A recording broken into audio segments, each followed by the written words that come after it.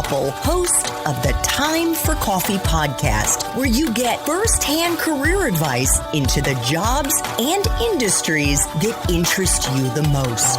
And before we start today's show, I have a quick favor to ask you. If you haven't already, I'd be incredibly grateful if you give us a rating and a review on iTunes. And if you're like me, you need to do it now because you'll forget later and because it's the best way to help others who may be in search of career advice to find this free resource. So press pause if you haven't done it and do it right now. I'll wait. Thanks so much and enjoy today's show. Hey there, Java Junkies. Welcome to another K-Cup mini episode of Time for Coffee. By the way, K-Cups come in 3 sizes, single, double, and triple shots, or roughly 1 minute, 5 minutes, or 10 minutes in length. So if you don't have time to throw back an entire caffeinated career conversation, these K-Cup mini episodes of T4C can give you a quick caffeinated fix, whether you're on the go or you only have a few minutes to binge. So grab your mug and take a chug, because it's time for a caffeinated career triple shot K-Cup with my guest, Rose Catherine Pinkney. What are all of your responsibilities as a senior exec and head of scripted development? Well, I think all development executives do the same thing, no matter what level you're at. So I'm just going to speak from that space. In development, you are constantly looking for new ideas that can come from anywhere. Again, a book, a movie, a writer you read another script of his and you like how they think.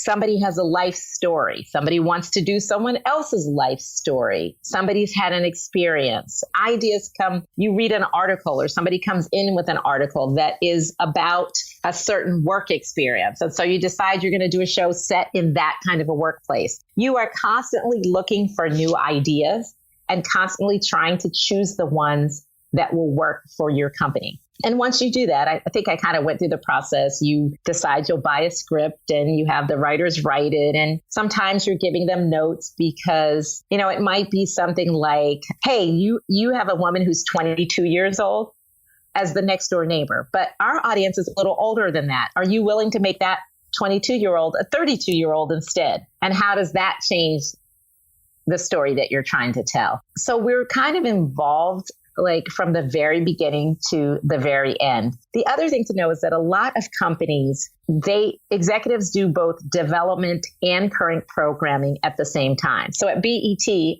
I get to do both. We both kind of help choose the ideas, help shepherd them into series, and then you get to stay with the series and work on all the episodes. So that's kind of a luxury for us, but some places divide it up very much so that once you develop a show, you very cleanly hand it off to the current programming department and they take it over.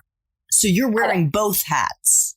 Yes. I'd also like to talk a little bit about current programming as well, because as the guardians, as we decided to call them, or adoptive parents, they walk beside the show every day.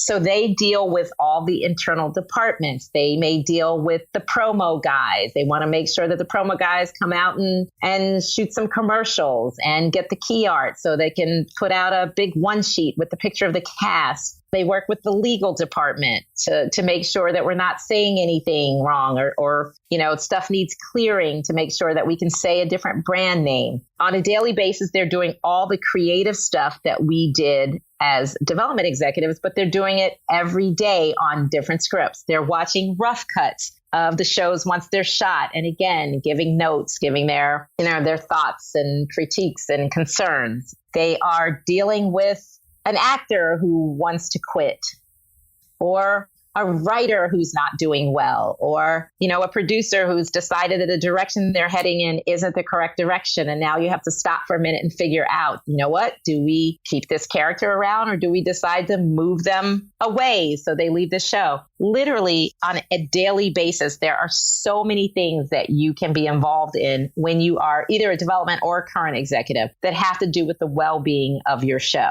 Some of those things are internal when you're dealing with the other internal departments. You might be dealing with post-production.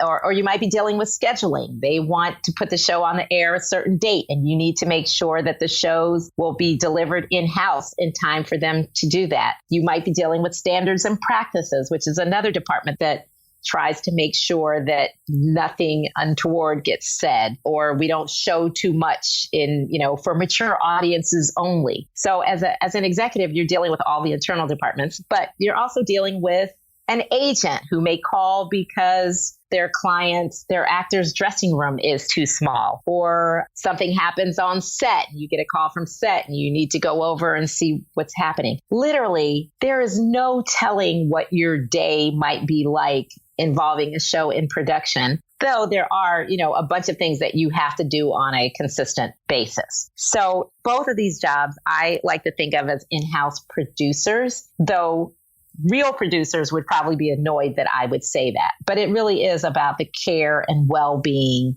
and ultimately delivery of the shows to your network so they can go on the air and then be marketed properly and, have press releases sent out about them and hopefully win some awards along the way. Oh my God. Could you take us into a typical day for you, Rose Catherine, with the caveat oh my God. that a typical day now in November 2020 must be quite different from the way it looked a year ago before the coronavirus? Well, I would say to you that it turns out that a lot of what we do that takes place in an office is not that much different. Zoom has been really helpful. And if you told me that I'd be taking pitches by video conference on a daily basis, if you told me that a year ago, I would have laughed you out of the state. So on a daily basis, so my morning starts with reading some scripts because I probably started reading them last night and fell asleep and then had to get up early in the morning to start reading them again. I might come in, there are staff meetings. There are different departmental meetings that you might have. We might have a meeting with the marketing department to go over all of our shows and talk about what kind of things we're doing. Are we getting actors on morning shows? Is there a billboard up on Vine? Does somebody want to do an Instagram takeover while we're airing one of the episodes? Then we might get on with production and we talk about, production issues. Well, guess what? There was a storm. It rained a few days and now we're having to switch the production schedule around. Again, a lot of the things that I'm talking about are not things that we are actually doing, but they are things that we need to know about because, again, they have to do with the well-being of our shows. I might go from that meeting to hear a pitch from writers who have an idea they think is right for BET.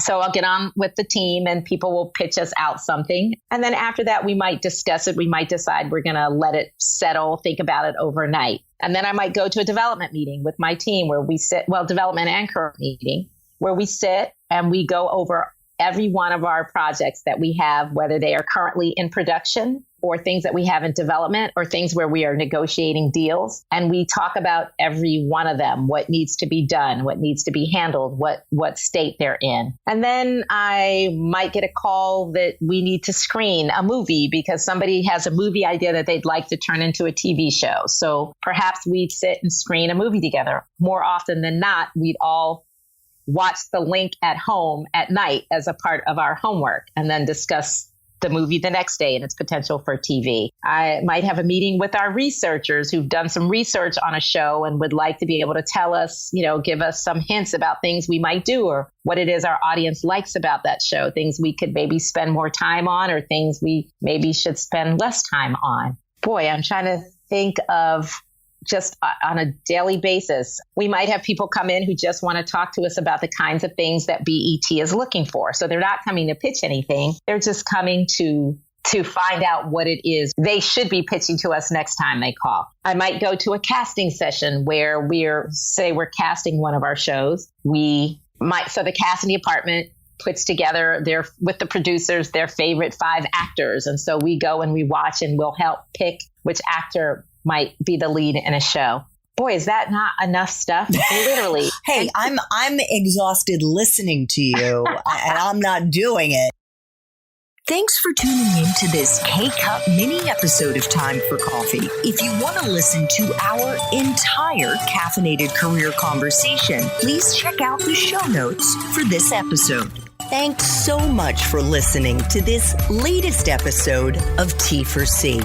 And if you're interested in learning more about my coaching services for confused college students and recent grads, feel free to check out the Time for Coffee website under the coaching tab at time4coffee.org or text me at 202-236-5712. That's 202-236-5712.